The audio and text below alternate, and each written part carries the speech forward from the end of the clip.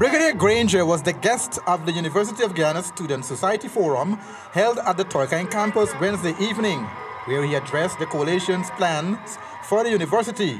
During the question and answer segment, Granger was asked to explain why the combined opposition had cut the allocation for student loans in the 2014 national budget. Mr. Granger told students that the 10th Parliament was a strange one. He reminded that the government had picketed the opposition because of its failure to recognize a majority in Parliament, even though the opposition had invited the President to tripartite talks on financial matters. I cannot recall exactly what the student loans were bundled with, but we specifically set up a mechanism to disaggregate the student loan from whatever it was bundled with, and the government refused to do it. So when we disapproved of a certain head, things which we did not have an intention to disapprove of were carried away. But we had always the intention of restoring them, and they were restored. The coalition presidential candidate was asked to explain what will his government do to get rid of the dominant role of government politicians on the university's highest decision-making body, the University Council. Granger said heavy politicization on the UG Council will not happen under his watch.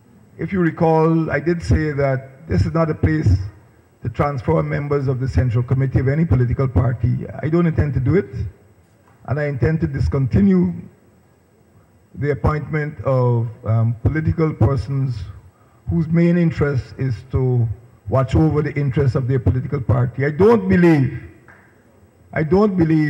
that it is helping the University of Guyana. I do believe that we need to put people who could ensure that the university is properly funded, that it attracts the best quality scholars, and that it reaches the academic standards comparable to St. Augustine, Cave Hill, and Mona.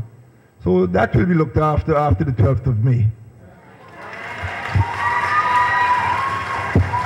Granger was also asked to explain what he planned to do to enforce the constitutional provision which makes provisions for free education from nursery to university.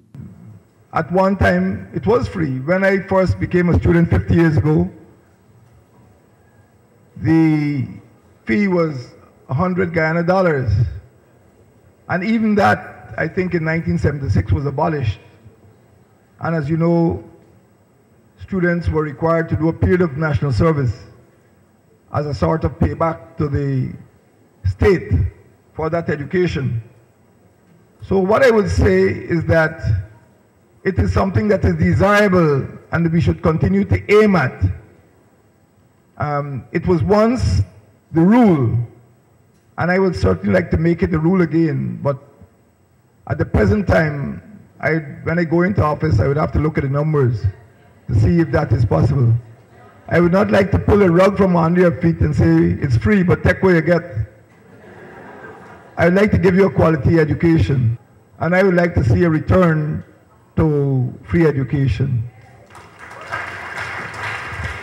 The forum was held in the George Walcott Lecture Theatre.